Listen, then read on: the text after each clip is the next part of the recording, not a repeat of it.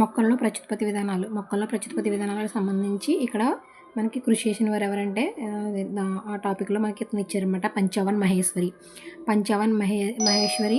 అని ఎవరు ఎవరు ఎవరు ఎవరు చూసి ఉత్తేజితులయ్యారంటే ఇతను ఆహ్, డూడ్జీ డూడ్జియోన్ డూడ్జియోన్ అనే అమెరికా మిషనరీ టీచర్‌ని చూసి ఉత్తేజరనమాట. ఇతను పిండోత్పత్తి శాస్త్రంపై అధ్యయనం చేశాడనమాట. ఇతను ఎక్కడ ఏ విశ్వవిద్యాలయం అంటే ఢిల్లీ విశ్వవిద్యాలయంలో వృక్షశాస్త్ర విభాగాన్ని పిండోత్పత్తి శాస్త్రం, కణజాల వర్ధనం పరిశోధనలకు ఒక ముఖ్య కేంద్రంగా స్థాపించాడు. కృత్రిమ పద్ధతుల ద్వారా అపరిపక్వ పిండ వర్ధనం పరిశోధన చేశాడనమాట ఆయన. దీని ఫలితంగానే కణజాల వర్ధనం ఒక మైలురాయిగా మిగిలిందనమాట. పరీక్ష నాళికలో ఫలదీకరణం, అండాశయస్థ పరాగ సంపర్కం ఇవన్నీ కూడా ఈయన పేరు తెచ్చిపెట్టాయి అనమాట. ప్రపంచ స్థాయిలో గుర్తింపు తెచ్చిపెట్టాయి. రాయల్ సొసైటీ లండన్ ఫెలోషిప్ పొందాడనమాట. ఇండియన్ నేషనల్ సైన్స్ అకాడమీ పేరు పొందిన అనేక ఇతనికి వచ్చినటువంటి గుర్తింపులు ఏంటంటే రాయల్ సొసైటీ ఆఫ్ లండన్ వారిచే ఫెలోషిప్తో ఇండియన్ నేషనల్ సైన్స్ అకాడమీ పేరుతో అనేక సంస్థలు వీరికి గౌరవం సత్కరించాయి. ఇతను ఏం చేశాడంటే ఇవే కాకుండా ఇతను పిండోత్పత్తి శాస్త్రము, పరీక్ష నాళికలో ఫలదీకరణం, కణజాల వర్ధనం, అండాశయస్థ పరాగ సంపర్కం ఇవే కాకుండా ఏం చేశాడు ఏంటంటే సామాన్య విద్యను బలోపేతం చేసే విధానంలో పాఠశాల విద్యకు గణనీయమైన తోడ్పాటును అందించాడు ఇతను. నెక్స్ట్ ప్రత్యుత్పత్తి ఇంపార్టెంట్ అవే చూద్దాం. ఇక్కడ చూడండి, మర్రి చెట్టు మనకి 300 years బతుకుతుంది అనమాట. అదేవిధంగా ఉల్పియా వచ్చేసి 2 weeks బతుకుతుంది. ఉల్పియా 2 weeks. పైనస్ వచ్చేసి 300 అంటే మర్రి చెట్టు పైనస్ 300, క్యారెట్ 1 సంవత్సరం, అరటి 2 సంవత్సరాలు, వరి 3 నుంచి 7 months, గులాబీ 5 years, రాయల్ ఫెర్న్ ఆస్ ముండా 100 years, మాస్ మొక్క కొన్ని వారాలే బతుకుతుందంట. మాస్ మొక్క. మామిడి చెట్టు జీవితకాలం ఇక్కడ మామిడి చెట్టుకి రావి చెట్టుకి పోలిక పెట్టాడు అనమాట. ఏ జీవితకాలం ఇక్కడ అంటే రావి చెట్టు ఎక్కువ కాలం బతుకుతుంది అనమాట. తమను పోలిన జీవులను ఇవ్వడాన్ని ప్రత్యుత్పత్తి అంటారు, తెలుసు కదా. లైంగిక ప్రత్యుత్పత్తి అంటే ఏంటంటే తమను పోలినటువంటి జీవినే ఇస్తాయన్నమాట. వీటిని అంటే జనకజీవిని పోలినటువంటి పిల్ల జీవులే వస్తాయన్నమాట. దీన్ని క్లోన్లు అంటారు. అలైంగిక ప్రత్యుత్పత్తి ఏకణ జీవుల్లో సర్వసాధారణంగా ఉంటుంది. ప్రొటిస్టా మొనిరా జీవులలో ఒక జీవి 2 జీవులకు విడిపోవడం ద్విధ విచ్ఛిత్తి అంటారు. ప్రొటిస్టా మొనిరా జీవులు కణ విభజన ద్వారానే ప్రత్యుత్పత్తి. అదేవిధంగా యూక్లినా బ్యాక్టీరియంలు అనేక ఏకణ జీవులు ద్విధ విచ్ఛిత్తి ద్వారా ప్రత్యుత్పత్తి జరుపుకుంటాయి. ఒక కణం 2 కణాలు విడిపడుతుంది. అదేవిధంగా ఈస్ట్లో చిన్న పరోహాలు ఏర్పడి అంటుపెట్టుకుని ఉన్నది విడిపోయి కొత్త జీవిగా ఏర్పడిపోతుంది. క్లామిడోమాలస్ వంటి కొన్ని శైవలాల సమవిభజన ద్వారా సిద్ధబీజాలు ఏర్పడతాయి. రైజోపస్ లాంటి 3 రోజులు చలనరహిత సిద్ధబీజాశయంలో ఏర్పడతాయి. పెన్సిలియంలో కొనిడియంలు సిద్ధబీజశయ వృంతాలపై ఏర్పడతాయి. రైజోపస్లో సిద్ధబీజాలు సిద్ధబీజాశయం లోపల ఏర్పడగా పెన్సిలియంలో కొనిడియంలు సిద్ధబీజాశయ వృంతాల కొనలపై బాహ్యంగా ఏర్పడతాయి. రైజోపస్లో సిద్ధబీజాశయం లోపల ఏర్పడగా మనకేం పెన్సిలియంలో కొనిడియంలు సిద్ధబీజాశయ వృంత కొనలపై బాహ్యంగా ఏర్పడతాయి. మొలకెత్తిన తర్వాత శిలీంధ్రాలను ఏర్పరుస్తాయి. బ్రయోఫైట, టెరిడోఫైట మొక్కలు ఏకస్థితిక సిద్ధబీజాలు అంకురుడు చెంది సంయోగ బీజదాలు. బీజదం అంటేనే మొక్క. బీజదం అంటే ఒక మొక్క. ఈ చెక్కను పూజేస్తాయి. బహుకణయిత లేదా సహనివేశ శైవలాలు, వాల్బగ్స్, శిలీంధ్రాలు ఇవన్నీ కూడా మనకి మొక్కలు అవడం ద్వారా శైవలాలు, శిలీంధ్రాలు, బూజులు, పుట్టగొడుగులు మొక్కలు అవడం ద్వారా ప్రత్యుత్పత్తి జరుపుకుంటాయి. లివర్ బడ్స్ అంటే బ్రయోఫైటలోని హెపాటికోప్సిడా. లివర్ బడ్లు జమ్మాలనే ఆకుపచ్చని బహుకణయిత అలైంగిక కోరకాల ద్వారా సఖీ ప్రత్యుత్పత్తి జరుపుతాయి. జమ్మాల దేహం మీద జమ్మాకప్స్ అనబడి చిన్న అందనాలు ఉంటాయి. పుష్పించే మొక్కలలో అంటే రన్నర్లు, గడ్డిచేతి మొక్కలు, స్ట్రాబెరీ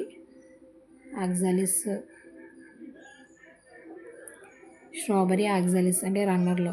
స్టోలన్లు ఉదాహరణకి నీరియం, జాస్మియం. స్టోలన్లు. రన్నర్లు అంటే భూమిలో కింద నుంచి పాకుండా వెళ్ళేవి. స్టోలన్లు అంటే ఇక్కడ కాండానికి భూమికి దగ్గరగా ఉన్నటువంటి కొమ్మల నేలకు వంగి దగ్గర పైకి వెళ్ళడం అయ్యి అనమాట. పిలక మొక్కలు అరటి, అనాస, క్రైసాంతిమం, ఆప్సెట్లు, పిస్టియా, ఐకార్నియా. మనకి రన్నర్లకి ఎగ్జాంపుల్ గడ్డి జాతి మొక్కలు. గడ్డి జాతి మొక్కలు స్ట్రాబెరీ గుర్తుపెట్టుకు అమెరికాలోనే ఆంటీలు కోసుకునేవారు కదా, అది ఆక్సాలిస్. ఆక్సాలిస్ ఆక్సాలిస్ కూడా స్ట్రాలంలో వచ్చేసి నీరియం అదేవిధంగా జాస్మిన్. ఆప్సెట్లు, పిస్టియా, ఐకార్నియా. కొమ్ము జింజర్, కర్క్యూమా, కంద, కొలకేసి, అమరప, దుంపకాండం, పొటాటో. లసనం ఉల్లిపాయలు. లసనాలు డయోస్కోరియా, లఘు లసనాలు డయోస్కోరియా అగేవు. ప్రత్యుత్పత్తి పత్రాలు బయోఫిల్లం. ఇవన్నీ కూడా శాఖీయోత్పత్తి ద్వారా జరుగుతాయి. రన్నర్లు, స్టాలన్లు, పిలక మొక్కలు, ఆప్సెట్లు, కొమ్ము, కందం, దుంపకాండం, లఘు లసనాలు, ప్రత్యుత్పత్తి పత్రాలు. ఇవన్నీ కూడా శాఖీయ ప్రత్యుత్పత్తి. అలైంగిక పద్ధతి లేదా శాఖీయ పద్ధతి ద్వారా ఏర్పడే మొక్కల్ని క్లోన్లు. అలైంగిక పద్ధతి ప్లస్ శాఖీయ పద్ధతి రెండు కూడా క్లోన్లు అంటారట. గుర్రపడెక్క సాధారణంగా నీటిపై బెంగాల్ బీతి అంటారు. ఈ ఎక్కువగా ఆక్రమించి కలుపు మొక్క అందమైన పుష్పాలు, ఆకులను చూసి భారతదేశం తెచ్చుకున్నారంట. ఇవి ఏం చేస్తాయంటే నీటి ప్రదేశాన్ని మొత్తం ఆక్రమించేసాయి అనమాట.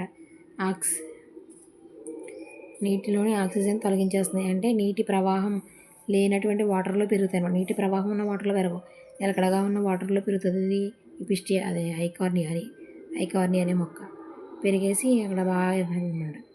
బంగాళాదుంప మొగ్గలు కళ్ళు నుంచి, అరటి, అల్లం కొమ్మల నుంచి, చెరుకు కాండం మొక్కల నుంచి. పిలక మొక్కలు చిన్న మొక్కలకు ఉద్భవిస్తాయి. ఇవన్నీ కూడా రూపకం చెందిన కాండాల కలుపుల నుంచి ఏర్పడతాయి. బయోఫిల్లం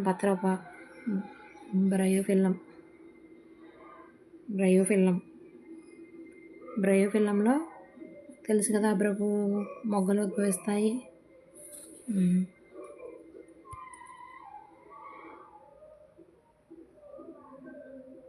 లైంగిక ప్రత్యుత్పత్తి అంటే తెలుసు కదా, ఏకవార్షిక, ద్వివార్షిక.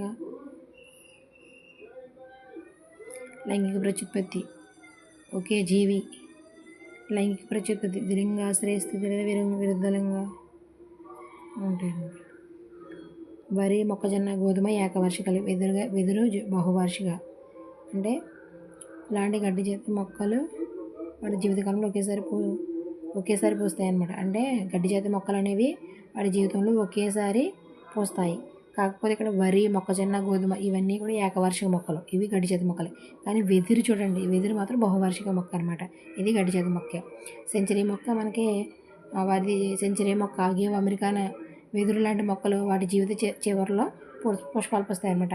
వెదురు 500 నుంచి 100 సంవత్సరాల తర్వాత పుష్పించడం జరిగితే ఆగివ్ 10 నుంచి 30 సంవత్సరాల జీవితకాలం తర్వాత అనేక పుష్పాలను ఉత్పత్తి చేసి మరణిస్తుంది. ఇది 10 నుండి 30 సంవత్సరాల జీవితకాలం తర్వాత అనేక సంఖ్యలో ఫలాలను ఉత్పత్తి చేసి మరణిస్తుంది. స్ట్రోబిలాంతస్ కుంతియానా నీలకురంజి 12 సంవత్సరాలకు ఒకసారి వస్తుంది. ఇది 2006లో సెప్టెంబర్, అక్టోబర్ నెలలో పుష్పించి అక్కడ కర్ణాటక, కేరళ, తమిళనాడులో కొండ ప్రాంతాల్లో నీలివర్ణంలో పర్యటనలు ఆకట్టుకుందన్నమాట. సంయోగ జలబీజ కళని ప్రత్యుత్పత్తి అంటారు. తెలుసు కదా. సమసంయోగానికి ఎగ్జాంపుల్ ఏంటంటే క్లాడోఫోరా. కొన్ని శైవలాల్లో స్త్రీ పురుష సంయోగ బీజాలు గుర్తించలేనందుకు ఒకే విధంగా ఉంటాయి. భిన్న సంయోగం అంటే స్త్రీ పురుష సంయోగాలు వేరు పరిమాణాల్లో ఉంటాయి. పురుష బీజం అంటే లైంగిక ఉత్పత్తి జరిపే అనేక జీవులలో ఏర్పడే సంయోగ బీజాలు అన్నమాట. ఇక్కడ చూడండి, పురుష సంయోగ బీజం చలన పురుష బీజం లేదా స్త్రీ సంయోగ బీజాన్ని అదే పురుష బీజం అంటే ఫినేరియా టెరిడో ఎగ్జాంపుల్ అనమాట. అంటే పురుష సంయోగ బీజాన్ని స్త్రీ సంయోగ బీజాన్ని కలిగి ఉండేటంటే బ్రయోఫైటా, టెరిడోఫైటా వివృత బీజాలు. బ్రయోఫైటాకి ఏమో ఎగ్జాంపుల్ ఫ్యూనేరియా, పాపమ్మ కదా. టెరిడోఫైటాకి టెరిస్, వివృత బీజాలకి సైకస్. స్త్రీ పురుషోత్పత్తి నిర్మాణాలు రెండు ఒకే మొక్కపై ఉండేదని ద్విలింగ అని. అటువంటి మొక్కలను ద్విలింగాశ్రయ మొక్కలు అంటారు. ద్విలింగాశ్రయ అంటే ద్విలింగాశ్రయ స్థితి అంటే మొక్కలు చెప్పుకోవాలి. ద్విలింగాశ్రయ అంటే శైవలలో చెప్పుకోవాలి. ద్విలింగాశ్రయ స్త్రీ అంటే మొక్కజొన్న. ఏకదళ బీజాలు అయినటువంటి ఏకదళ బీజం మొక్కజొన్నలో మనకి 2 పుష్పాలు ఒకే మొక్కపై ఉంటాయి అన్నమాట. ఉక్కిరి పెట్టేసి అందులో కూడా 2 పుష్పాలు ఒకే మొక్కపై ఉంటాయి. కొబ్బరికాయ అందులో కూడా పురుష పుష్పాలు స్త్రీ పుష్పాలు ఒకే మొక్క మీద ఉంటాయి. వేరు వేరు మొక్కలపై ఉంటే వాటిని ఏకలింగాశ్రయ అంటారు. అంటే వేరు వేరు మొక్కలు, ఇప్పుడు బొబ్బాయి తీసుకోమని అనుకోండి, మగ చెట్టు ఒకటి ఉంటుంది, ఆడ చెట్టు ఒకటి ఉంటుంది. ఖర్జూరం కూడా అలాగే ఉంటుందంట. అదేవిధంగా బ్రయోఫైటలో మార్కాన్షియా కూడా అలా ఉంటుందంట. ఇక్కడ చూడండి, బ్రయోఫైటలో ఎవరు వాటిది కూడా మార్కాన్షియా. ఇందా చెప్పుకున్నాం ఏంటది మనం, ఫియోకస్ మార్కాన్షియా అనమాట. ఇది మార్కాన్షియా, బొబ్బాయి, ఖర్జూరం. ద్విలింగాశ్రయలో హోమోతాలిక్ అంటే ద్విలింగం అంటారు. ఏకలింగాశ్రయ స్థితిని ఇటరోతాలిక్ అంటారండి. హోమోతాలిక్ అంటే ఇది కొత్త పదం చూడే. హోమోతాలిక్ ద్విలింగాశ్రయ స్థితిని హోమోతాలిక్ అంటే అనేక శిలీంధ్రాలలో ద్విలింగాశ్రయ హోమోతాలిక్ అని, ఏకలింగాశ్రయ స్థితిని ఇటరోతాలిక్ అని అంటారు. ఏకలింగం అనేక శిలీంధ్రాలలో ద్విలింగాశ్రయ అయితే హోమోతాలిక్ అని, ఏకలింగాశ్రయ తాలిక్ అయితే హెటరోతాలిక్ అని వర్ణించారనమాట. పుష్పించే మొక్కలలో కేసరావళి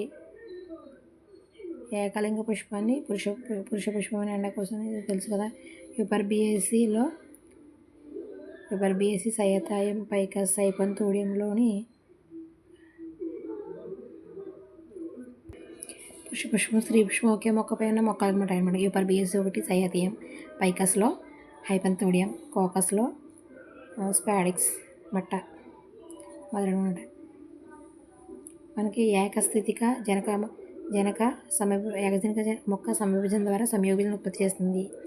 ఏకస్థితిక దేహం కలిగిన మొక్కలను సంయోగోభిజితాలు అంటారు. ఎగ్జాంపుల్, ఇవన్నీ కూడా మొక్కలు అనేవి మనకి ఏకస్థితికలో ఉంటాయి. ఫర్ ఎగ్జాంపుల్, మనకి మనము చెట్లు ఉంటాయి కదా బయట పెరిగేవి, అవి మాత్రం 2n స్టేట్లో ఉంటాయి. మానవుడు కూడా 2n. అదేవిధంగా కానీ ఈ శిలీంధ్రాలు, శైవలాలు, బ్రయోఫైటా మాత్రం మొక్క అనేది ఏకస్థితికంగా ఉంటుంది. అంటే శిలీంధ్రాల్లో క్షయకరణ విభజన సంయుక్త బీజంలో జరగగా, బ్రయోఫైటా మొక్కలలో అది సిద్ధ బీజం మాతృకణంలో జరుగుతుంది. అంటే శైవలాలు, శిలీంధ్రాలలో క్షయకరణ విభజన సంయుక్త బీజంలో జరుగుతుందట.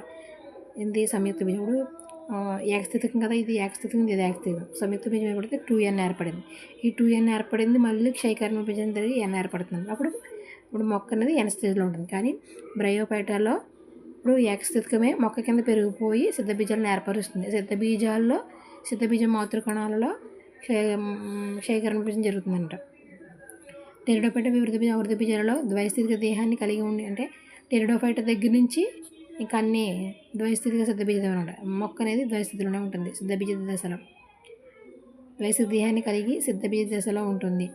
ద్వైస్థితిక మొక్కలు క్షయకరణ విభజన జరుపుకునే ప్రత్యేక కణాలు మియోసైట్లుగా సంయోగ బీజ మాతృ కణాలు అంటారు. మునీరా, శిలీంధ్రాలు, శైవలాలు, బ్రయోఫైటా సంబంధించిన అనేక మొక్కల దేహాలు ఏకస్థితికంగా ఉంటాయి. ఎక్కడి నుంచి మనకి మునీరా మొదలు నుంచి మునీరా అంటే బ్యాక్టీరియా, ఇవన్నీ కూడా ఏకస్థితిక దేహాలు అన్నమాట. ఒకే సమితికి చెందిన క్రోమోజోములు మాత్రమే సంయోగ బీజంలో పాల్గొంటాయి.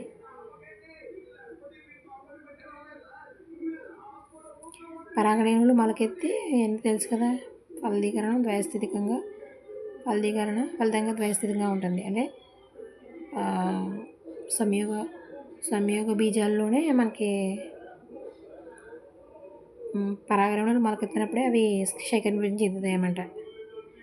ఫలదీకరణం చెందని స్త్రీ సంయోగ బీజం నుండి వెండు ఏర్పడిన అనుషేక జననం అంటారు. శైవలాల్లో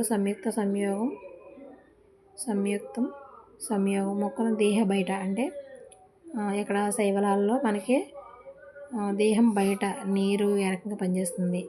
బాహ్య ఫలదీకరణ జరిపే జీవులలో లైంగికంగా సమకాలీన పద్ధతులు, అంటే స్త్రీ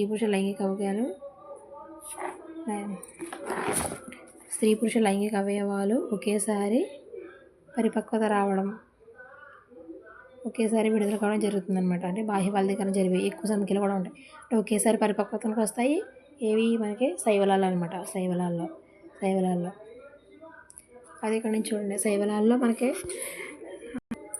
ఇక్కడైతే మనకి బాహ్య ఫలదీకరణ ఎక్కడ ఓన్లీ శైవలాల్లోనే జరుగుతుంది. మిగిలిన అన్నింటిలో కూడా అంతర్ఫలదీకరణ జరుగుతుంది.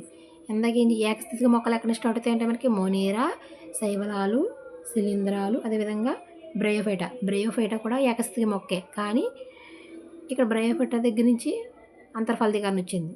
అక్కడైతే బయోఫైటా ఏకస్థితిక మొక్కగా ఉంది, ఏకస్థితిక మొక్క. టెరిడోఫైటా దగ్గర నుంచి ద్వైస్థితిక మొక్కలు.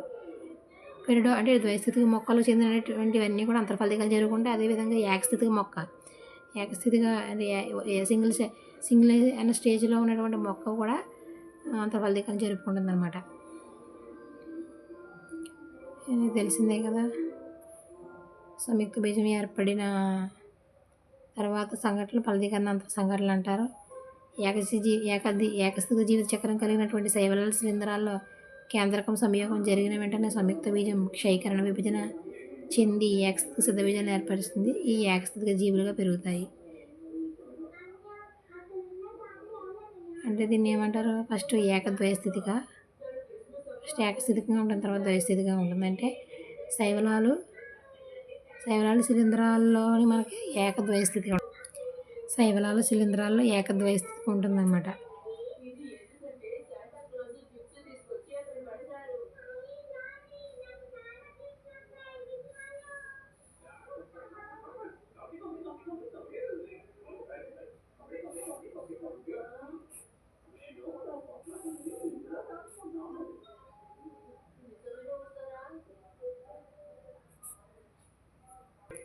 ఇక్కడ చూసుకుంటే మనకి శైవలాలు, బ్రయోఫైటా, టెరిడోఫైటాలకు పురుష సంయోగ బీజాల కదలికకు నీరు యానకంగా అవసరం అవుతుంది. అదే శైవలాలు శిలీంధ్రాల్లో కూడా యానకం. శిలీంధ్రాల్లో మనకైతే గాలి కావాలనుకుంటా, గాలి. యూకలిప్టస్ మనకి 100 మీటర్స్ పైన బతుకుతుందట. టెరిడోఫైటా వివృత బీజ, ఆవర్త బీజాల్లో ద్వయ ఏకస్థితిక జీవచక్రం ఉంటుంది. అంటే మొక్క ద్వయస్థితికంగా ఉంటుంది. మొక్క నుంచి మనకి పురుష బీజశైలు, స్త్రీ బీజశైలు ఏర్పడతాయి. ఇవి క్షయీకరణ విభజన చెందుతాయి. క్షయీకరణ విభజన చెంది ఎన్ స్టేజ్లో ఉంటాయి. ఎన్ స్టేజ్లో ఉండి అంటే ద్వయస్థితిక మొక్క, ఇవేమో సంయోగ బీజాలు. ద్వయస్థితికంగా ఉండి ఇవి సంయోగం చెంది మళ్ళీ 2n ఏర్పడతాయి, మళ్ళీ మొక్క ఏర్పడుతుంది. అంటే ద్వయ ఏకస్థితిక జీవచక్రం ఉంటుంది అన్నమాట. మొక్క ఏమో ద్వయస్థితికం, దాని నుంచి వచ్చేవేమో సిద్ధ బీజాశయాలు, అదే సంయోగ బీజాశయాలు సింగిల్ స్టేజ్లో ఉంటాయి, మళ్ళీ కలిసి ఏర్పడతాయి. కాబట్టి ఇది అదే మనకి ఇందులోని శైవలాలు, శిలీంధ్రాలు, బ్రయోఫైటా వరకు చూసుకుంటే మనకి ఫస్ట్ ఏకస్థితికంలో ఉంటాయి. ఏకస్థితికంలో ఉన్నటువంటి కలిసి ద్వయస్థితిక సంయుక్త బీజాన్ని ఏర్పడతాయి. అప్పుడు మనకి 2n ఏర్పడుతుంది. ఈ 2n క్షయీకరణ విభజన చెంది n ఏర్పడుతుంది. ఈ n అనేది మన మొక్కగా ఎదుగుతుంది అనమాట. అంటే శైవలాలు, శిలీంధ్రాలు, బ్రయోఫైటాలో ఏకస్థితిక ద్వయ జీవచక్రం ఉంటే మొక్కల్లో అయితే ద్వయ ఏకస్థితిక జీవచక్రం ఉంటుంది. అతి చిన్న మొక్క వచ్చేసి ఉల్పియా, అతి పొడవైన మొక్క యూకలిప్టస్ 100 మీటర్స్ పైన పెరుగుతుంది.